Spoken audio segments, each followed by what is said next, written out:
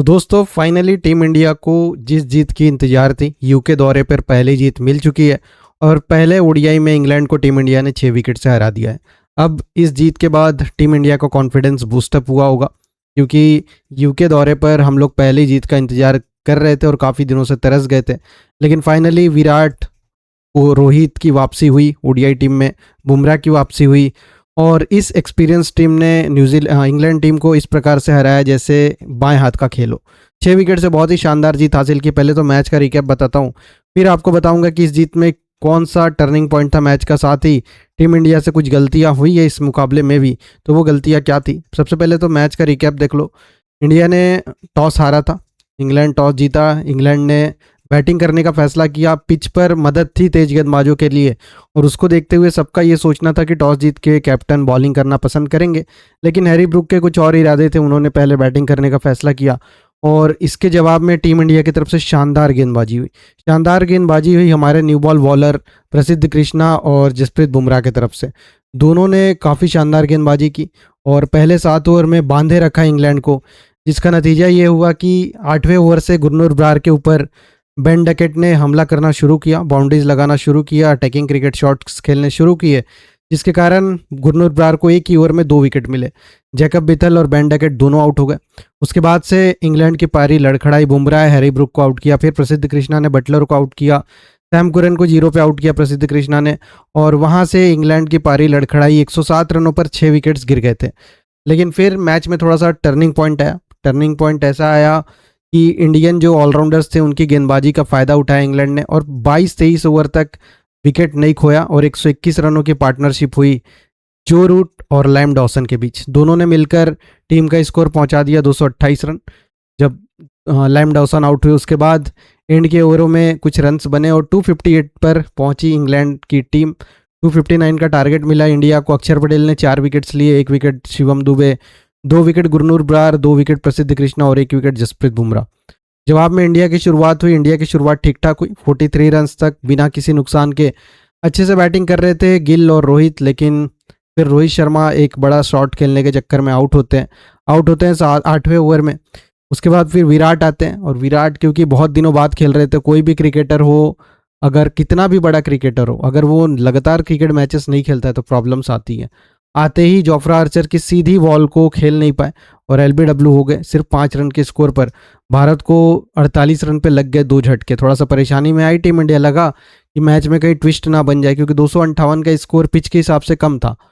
लेकिन इंडिया की जैसे शुरुआत हुई 48 पे 2, तो लगा कि यार मैच फंस ना जाए। फिर आते हैं श्रेयस अय्यर और जैसे कि T20 में उनका फॉर्म था, फॉर्म बनाए रखा। 35 रनों की इनिंग खेली, शुभमन गिल के साथ पार्टनरशिप किया। शुभमन गिल ने 80 रन बनाए, लेकिन शुभमन गिल हैमस्ट्रिंग इंजरी हुई, रिटायर्ड हट हो गए। और जब वो रिटायर्ड हट हुए तो ऐसा लगा कि शायद मोमेंटम शिफ्ट हो रहा है और बिल्कुल वैसा ही हुआ। वॉशिंगटन सुंदर को 5 नंबर पे भेजा गया, श्रेयस अय्यर के साथ वो खेलना शुरू किए।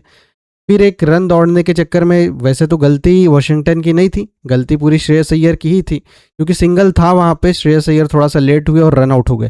फिर इंडिया को एक और झटका लगा, केएल राहुल सिर्फ 1 रन पे कॉट एंड बोल्ड हो गए। अब लगा कि यार एक शुभमन गिल का रिटायरमेंट और फिर 2 लगातार विकेट्स, टीम इंडिया के एक तरह से समझो कि 160 रन पे 5 विकेट हो गए थे। अब टीम इंडिया फंसी नजर आई। अभी भी 98 के आसपास रन चाहिए था, 99 रन, और भारत के 6 विकेट, या आप लॉजिकली कहोगे गिल का रिटायर हट को छोड़ दें तो 5 विकेट बचे थे, 160 पर 5, और आने वाले बल्लेबाज सिर्फ शिवम दुबे बचे हुए थे। लगा कि मैच फंसेगा। लेकिन तब जो ऑलराउंडर्स को कल खिलाकर टीम इंडिया ने भरोसा जताया था, वॉशिंगटन सुंदर और अक्षर पटेल दोनों ने अर्धशतक जड़ा। वॉशिंगटन ने 52 रनों की इनिंग खेली तो अक्षर पटेल ने 57 रन की इनिंग खेली। वॉशिंगटन ने 82 की स्ट्राइक रेट से रन बनाए तो वो अक्षर पटेल ने 109 की स्ट्राइक रेट से रन बनाए। तो इन दोनों की 50 की बदौलत टीम इंडिया को जीत मिली। एक एक विकेट मिला जॉस टंग, सैम कुरन और जोफ्रा आर्चर को। बाकी गेंदबाज उतना खास नहीं कर पाए और भारत को फाइनली इस यूके दौरे पर पहली जीत मिली। अब इस परफॉर्मेंस के बाद टीम इंडिया का जो ओडीआई सीरीज़ है उसमें 1-0 की भारत ने बढ़त बना ली है और सीरीज़ में आगे निकल चुका है।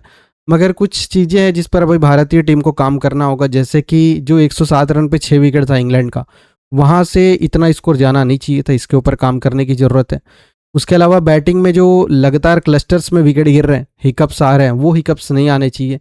जैसे रोहित कोहली का लगातार जल्दी जल्दी आउट हो जाना, फिर श्रेयस अय्यर का रनआउट और केएल राहुल का तुरंत आउट हो जाना, ये लगातार क्लस्टर्स में अगर आप विकेट देंगे तो सामने वाली टीमों को परेशानी होगी। आपकी सामने वाली टीम को फ़ायदा होगा, आपको परेशानी होगी।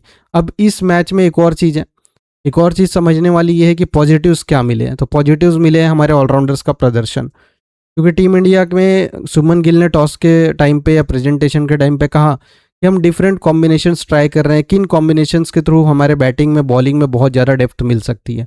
तो गिल ने कहा कि हम डिफरेंट कॉम्बिनेशन ट्राई कर रहे हैं। कल जो कॉम्बिनेशन था इसमें हमें बॉलिंग में 6 ऑप्शंस मिल गए, बैटिंग में 8 नंबर तक बैटिंग हो गई। हाँ, थोड़ी सी बॉलिंग हमारी हल्की लग रही है, हल्की इसलिए लग रही है क्योंकि 3 फ्रंटलाइन पेसर्स को छोड़ दे तो ये 3 ऑलराउंडर्स के भरोसे हमें 20 ओवर फेंकना है। ये थोड़ा सा प्रॉब्लमेटिक हो सकता है आने वाले मैचेस में। बाकी इस मैच से पॉजिटिव्स ये मिला कि तीनों ऑलराउंडर्स ने बैटिंग में बहुत अच्छा किया। शिवम दुबे की तो बैटिंग नहीं आई, लेकिन वॉशिंगटन सुंदर और अक्षर पटेल ने जो रन्स बनाए उनके हिसाब से बैटिंग में लगा कि हाँ, दम है इंडिया के बैटिंग में। बॉलिंग में भी अक्षर पटेल ने 4 विकेट लिए और प्लेयर ऑफ द मैच भी बने, मगर अक्षर पटेल जो विकेट्स निकाले थे वो एंड के ओवरों में निकाले थे, तो बीच के ओवरों में थोड़ा सा इंडिया की बॉलिंग हल्की लगी और इस पर थोड़ा सा टीम इंडिया को ध्यान देना होगा। अब शुभमन गिल ने कहा कि हम आने वाले मैचेस में डिफरेंट कॉम्बिनेशंस ट्राई कर सकते हैं। तो एक और कॉम्बिनेशन बनता हुआ दिख रहा है, वो ये दिख रहा है कि इंडिया 4 फ्रंटलाइन बॉलर के साथ जाए और एक कोई ऑलराउंडर ले और प्रॉपर 6 बैट्समैन लेकर खेल ले। उसमें होगा ये कि 6th ऑप्शन नहीं रहेगा, लिमिटेशन सबकी होती है।